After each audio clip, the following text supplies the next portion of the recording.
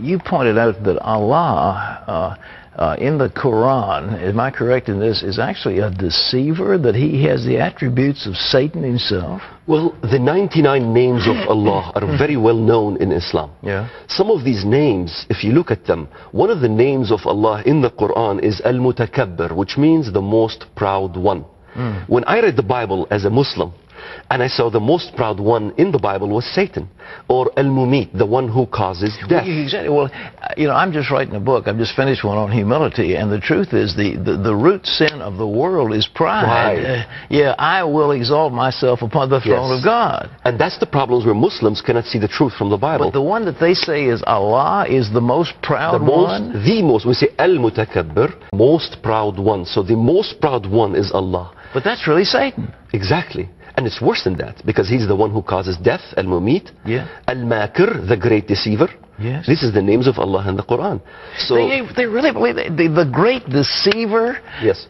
I mean, in America, we don't hear this. Yes, in the Quran it says وَيَمْكُرُونَ وَيَمْكُرُ اللَّهُ وَاللَّهُ خَيْرُ الْمَاكِرِينَ. Allah is the greatest of all deceivers.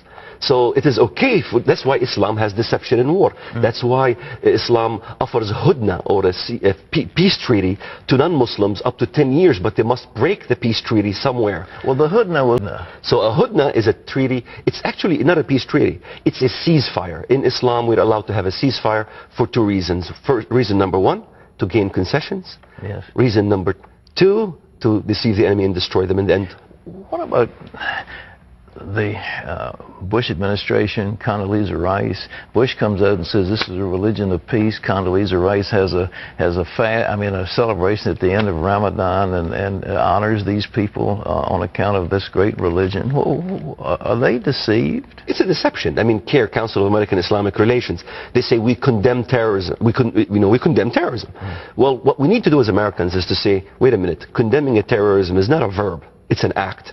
How are you condemning terrorism by act? If you look at all the Islamic organizations, the American Muslim Council, all of them, by far, if you look at the demonstrations, what do they say? Khaybar, Khaybar, ya Yahud, Jaysh Muhammad, sawfa ya'ud. I know the Arabic. Khaybar is where the Jews were destroyed in Saudi Arabia by the Prophet Muhammad. And they're chanting in the demonstrations saying, don't forget, Jews, what Muhammad, the Prophet of Islam, did to you in Saudi Arabia, in Khaybar, in Medina. If you were going to stop Islam, what would you do? We have to understand, this Islamic movement is a cancer. Yes. It is a cancer not only that will destroy itself, but it will also destroy us in the process. We must isolate the cancer and have it destroy itself. We have to get out of oil, because that's the only reason why we're so much involved in the Middle East, because of the oil interest. If we get out of oil, because oil is the wine that is causing the intoxication of the nations, and we're selling out on Israel, we're selling out on Christians for the reason of this oil. So if we can get off oil, get into alternate source of energy, I think both Republicans and Democrats should be happy. Both liberals and conservatives should be happy. Then we can isolate the Middle East and get rid of the problem. So I think isolating it and then crushing a major terror organization, because what we're doing in the West is we're building the confidence of Islamists. We're forcing Israel to pull out of Gaza. So we're supporting regimes that is not pro-America at all. And so building the confidence is what we have done in the past. Even in Afghanistan, we aided the Mujahideen against the communists. That was, in a way, a mistake. The CIA funded the Mujahideen. That's right. Yeah. And when they defeated Russia, guess what? Now they can defeat America. And Israel wanted to destroy Hamas, Hezbollah and Hamas. What do we say? Israel must pull out of Lebanon. So we twisted Israel's arm to pull out of Lebanon. That built more confidence and more confidence. It's just like the stock market. 113,000 Arabs in the Middle East were asked the question, do you prefer Hamas or the PLO? Pat, 73.2% chose Hamas over the PLO. What this is saying, I mean, this is a survey done by Al Arabiya Network, an Arab institution. 113,000 Muslims chose radical Islam. And that's not just in the Palestinian areas. In Pakistan, 56% want radical Islam. In Jordan, if you have elections, they will choose radical Islam. In Egypt, if you have elections, they will choose radical Islam. In Iraq, if you have elections. We're seeing this over and over again, the rise of Islam. We see a civil war happening now in the Palestinian areas, in which Hamas will be victorious. I've been saying this since 1993. I said Lebanon will turn Muslim fundamentalist. Palestine that we're creating, a state is not a state, it's a state of psychosis that will end up in an Islamic fundamentalist. I said Turkey will end up electing Muslim fundamentalist organization. We have the AKP, the Refah Party. Turkey was the eastern part of the Roman Empire. We as Christians are waiting for a revival of a Roman Empire. Do we forget what is going to happen from the eastern part of the Roman Empire? One last question. I see our time's running out, but do you think they're going to try to blow up something big here in America? Are they bloodthirsty to try to really kill a whole many of Americans? Pat, they've already tried. You know, they haven't succeeded. 10 airplanes to blow up, Sears Tower, and lately trains they want to blow up, and all these things. They haven't succeeded.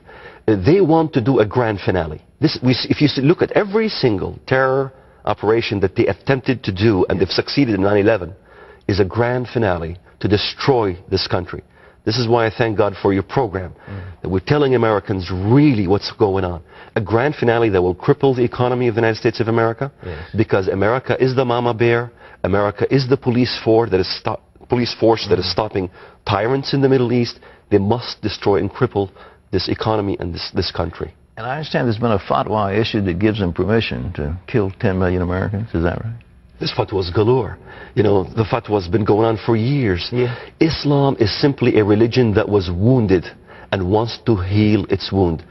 The Westerners don't understand. The reason they hate us so much, they hate the West so much, is because we have dismantled the caliphate.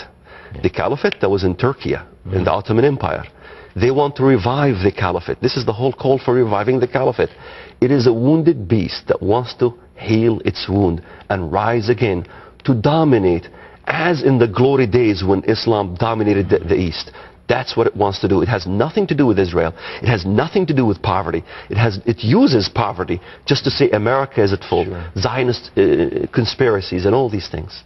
Well, you're fascinating. I know we've got to move on to you other guests, but it's why we want to kill you. You ought to read it, folks. Everybody in this audience ought to read this, and I wish the people who made policy in Washington, D.C. would read it. It's available in bookstores everywhere. Why we want to kill you. And Walid, it's a pleasure to have you back with us. I'd love to see you again. God bless.